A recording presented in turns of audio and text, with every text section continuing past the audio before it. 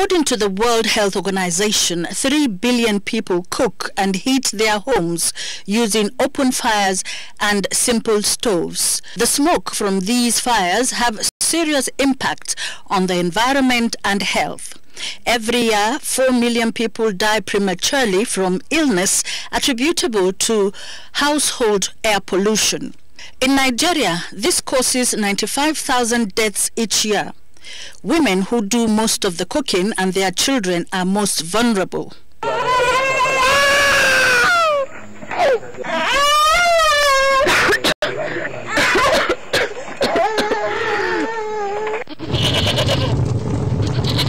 The main culprits are cook stoves that burn firewood and kerosene lighting, both of which are laden with black carbon and microscopic particles, also known as particulate matter, that penetrate deep into the body, causing respiratory and cardiovascular diseases.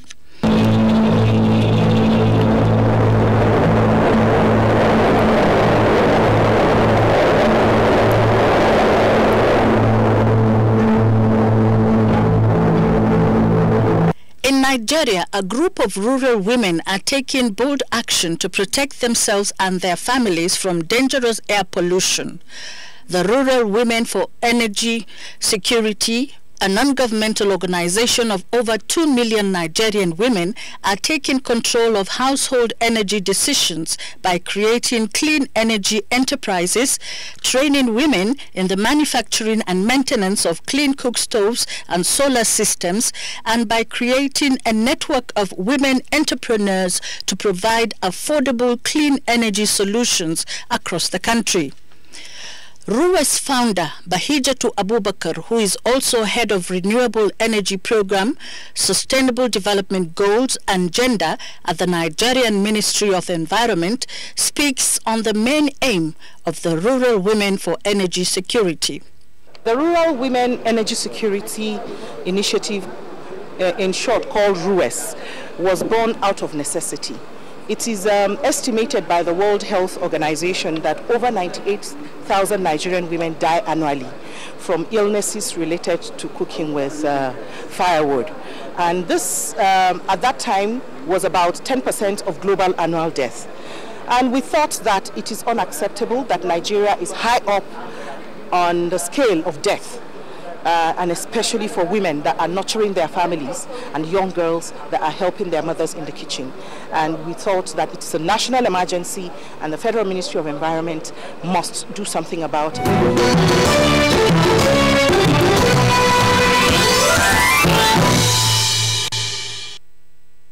In October 2016, the Climate and Clean Air Coalition's Knowledge Center organized an exchange between a group of RUWES women and Project Surya to learn how rural women in Odisha, India, are transitioning to clean household energy. The trip to India is a South-South technology exchange that was financed to help women in developing countries to exchange ideas and traditional technologies to reduce indoor air pollution, especially from cooking and lighting. And this is one of those pioneer exchanges and pilots by the Climate and Clean Air Coalition and UNEP to ensure that a case can be made to the rest of the developed world that there are people, especially women in developing countries, that are not contributing to climate change but actually working hard to mitigate the effects of climate change. And so this technology exchange is one of those showcase from the CCAC and UNEP to the rest of the world to show what is possible between two developing countries and two groups of rural women. The main purpose of the visit was that, part of that initiative that NextLeaf is doing in India, result-based carbon financing, and that has created impact in changing the way cook stove being adopted and the larger, objective of, reducing black carbon. So that is quite phenomenal, and we are getting interesting queries from across the globe, and more so from Africa, where out of that 3 billion also they live in Africa, who are still using this dirty form of energy. So it was kind of an invitation for them to get exposure on the program, and when the conditions are similar, so that was the purpose of their visit, and they were really excited. So that is what kind of an fulfill, the kind of a feeling of accomplishment is there.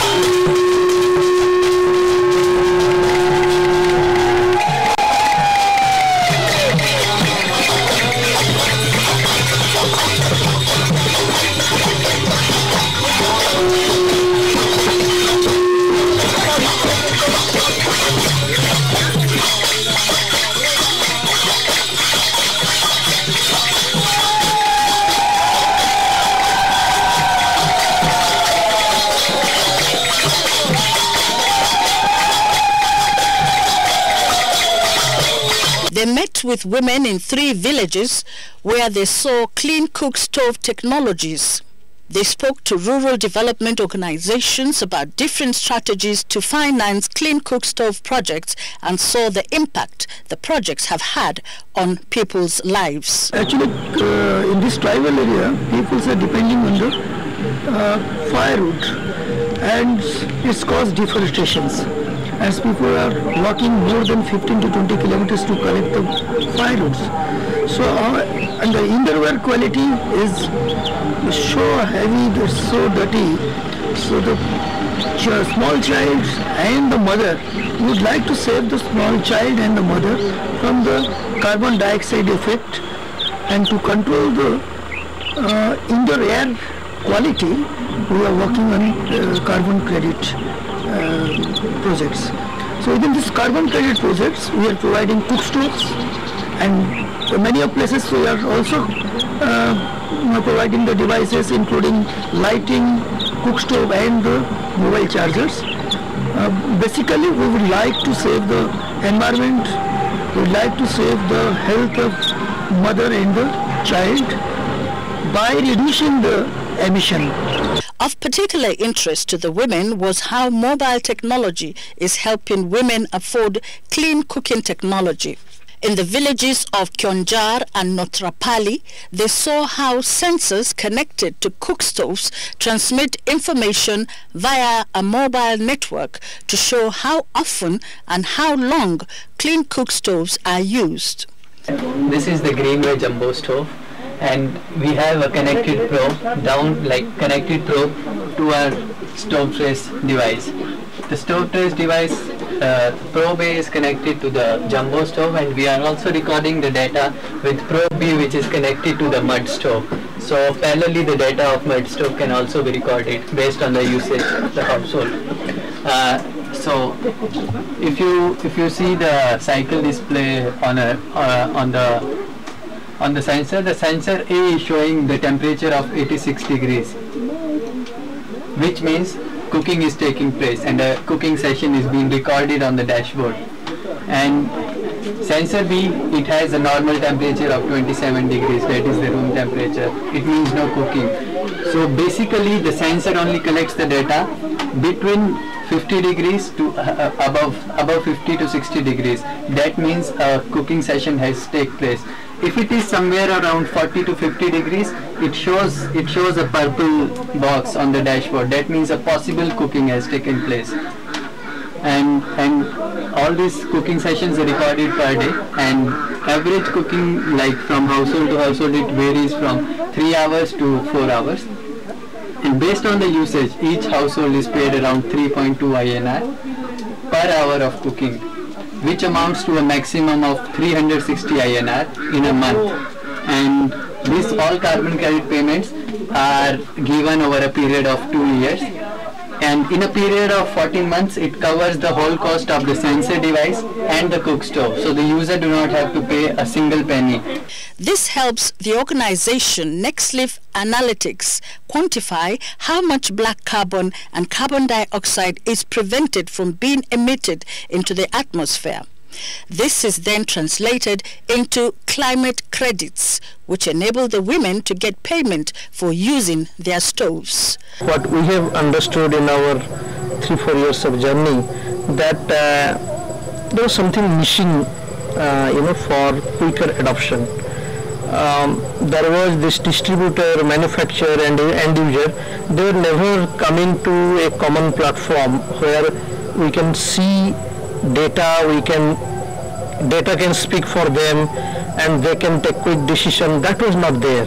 And even if it is small amount they get as carbon credit, and you incentivize the poor people instead of the manufacturer or the distributor in getting that bulk carbon credit. That is what actually changed the scenario. That is what, the idea behind this thing when Professor Ramanathan and a couple of people, they talked about reserve-based financing. That is what was quite interesting, that you incentivize the poor end user who doesn't have any choice, but his behavior or her behavior can be saved based on a reserve-based financing. So that is quite unique, other than the other experiments. Yeah. Actually, to provide devices is not a hard matter to us, that to provide a good devices to the users. But the cost is the matter. Because people cannot provide the devices cost. Means if it is 5,000 or 7,000, they cannot afford outrightly. So we thought, what is the alternative way to meet the cost of the users, what they have to give to the company. That's why we built a network of entrepreneurs. The energy entrepreneurs are there.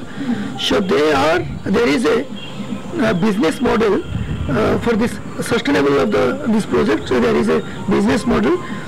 So we mobilize the banks and MFIs to support to the tribal beneficiaries. There is 2-3 type of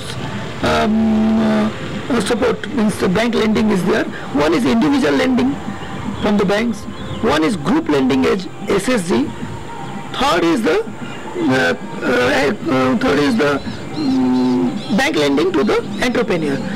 So up to last year, we had a plan, and we had been with the banks, 6 banks we are working in the beneficiaries, direct beneficiary schemes and the SSGs groups. But from this year, we are taking loan from the MFI and the bank, and we are providing loan to the energy entrepreneur. And the energy entrepreneur is purchasing devices from the company and give it to the users. One thing I saw there in Kyonja is how climate finance can help stimulate rural economy through a gradual repayment, and you find the women earning a living from using clean cook stoves and solar lanterns. There are solutions that provide basic energy to every rural household, and you find this villages, especially the experience we had in Kyonja. They are very poor. Abject poverty stares you in the face, but they are very happy, and they are earning money, and they do not depend on government. And that is what I want replicated in Nigeria. The message, these women will go back and come to Nigeria and become the agents of change that we all talk about. The agent of change, not just in attitudinal change, not just in technological change, but in poverty change, without state, federal, or local government funding. they will access this climate finance, and they will be able to have more sub-distributors. The more sub-distributors they have, the more money they earn. And I am so happy that we're able to crack that code. And for us, Nigeria after India may be the next biggest climate finance market. The RUES team was also given a tour of a cook stove testing facility at the Institute of Minerals and Materials Technology. They were introduced to different technologies like the improved biomass oven, thermoelectric cook stoves, water filtration system, and biomass dryer. The reason we're using the clay pot is to eliminate the need for HFCs. So you see, these are two of the initiatives that we're handling. Number one is to get water purified and eliminate the need for boiling using firewood. And secondly is cooling to eliminate the need for HFCs. So we will be replacing this with clay pots, because clay pots, when wet, also encourages cooling. And so in rural areas, and then thirdly, the use of dispensers to eliminate the need to use the cup and dip the cup and recontaminate the water after purification. So this is one of the initiatives that we're going to be propagating and making popular. Now, I am not going to leave until at least two of my women know how to do it. You have to teach. Yes. You can ask any question. I want to teach them how to make. I have given those documents. In that document, everything is there. Yes. This big one, either one also doesn't have, but we want the one that has that sensor. That one will be better. And the timer can be placed. Okay, so we can place the timer there. There is an expected follow-up for partnership for the Institute to set up a clean stove testing center in Nigeria through an existing partnership between India and the Nigerian government. It has opened a lot of opportunities beyond what we even started. Through this, India has become interested in helping Nigerian women. And already there are different discussions among universities. The Kaduna State University has set up a new center for energy and environment research, and I'm very happy that I was a part of that, and the reason is just to have sustainability. The RUES team was also at the Solar Lighting Laboratory of the Energy and Resources Institute, TERI, in Delhi. Officials at the institute said they are willing to train RUES members on modalities and latest solar lighting testing procedures. Some of the members of RUES who were in India to learn about new technologies commend the NGO's efforts to improve the health and lives of Nigeria's women, as well as empowering them to become clean energy leaders. I was able to see where they made the clean cook stoves and how they make them, even up to the extent of how they do their local cook stove before reaching the new one. So the modern one, I have so much interest on it because it carries the solar energy and the heat energy. So from the heat energy, I'm able to see that as they cook, they equally get heat that give them electricity in their rooms. And that impressed me very much, and how I wish if I get back to Nigeria, my government will implement that. Mun zo ne domin mu ga abubuwan da ya dace da mata wanda suke a cikin karkara, waɗanda gwamnati kusan an kusa matsa gare su ba da kaiwa ba, ba su san wani jin daɗi ba, ba su san a kula da su ba sai an ɗauki lokaci, kamar rashin ruwa, matsuwar hamada dangane da imama yanayin kuna itacensu da rashin hanya. To a ta haka ne mun ka zo nan domin mu ga wasu abubuwa waɗanda sun ka dace da mutanen karkaranmu mu je mu gabatar da waɗannan abubuwa da shawarwari tare da su ba sai an jira gwamnati ba. Wannan shine farko na fitawa na, domin ni ma ban taɓa samani kamar zan shiga girgi har man samu wannan takardan ba, ban taɓa samani ba. Ta ce mu zo mu koya yin abubuwan hannu kamar su tukwane da su stop din da yana rage hayaki saboda masallan mata muna girki da tukwa da itace yana kama wasu mu da yawa a Najeriya ku suna mutuwa amma da taimakon ta abinda ta koya mana ta ka mana wasu da yawa ga sunan da yawa yanzu saboda ta koya mana su kuma ana amfani ta ce mu zo mu koya mun ko koya mu je mu nuna ma yan mu mataye da mu rayu saboda bakin tukunyan nan bakin gau itacen nan yana fitin mata da yawa zukatan su duka bakin tukunya ba su da lafiya da yawan mu a Nigeria. We are into the campaign against using the firewood. So I will go to my village, the remote part of the village, and then I will tell them about the new improved cook stove, and then I will explain to them also that there is a carbon credit attached to it. So while you are at least helping your health, the smoke inhalation, now you don't expose your family to it and yourself, and then there is a carbon credit which is an added thing to the rural women, and it's something that you'll be able to get some cash, extra cash coming into the family. So I think I will concentrate more on that one. Ruwes founder speaks on the trip. From the trip itself, you could see that the women have changed. Their perspective about life, their outlook, their understanding of basic technologies have changed. The trip gave not just the technology exchange between the rural women, the exposure of the Nigerian women to newer technologies at the Indian Institute of Technology, the exposure of our women to technology installations at the Terry Institute. They have basic understanding of when they are selling a solar lantern, when they have different products, what to look out for.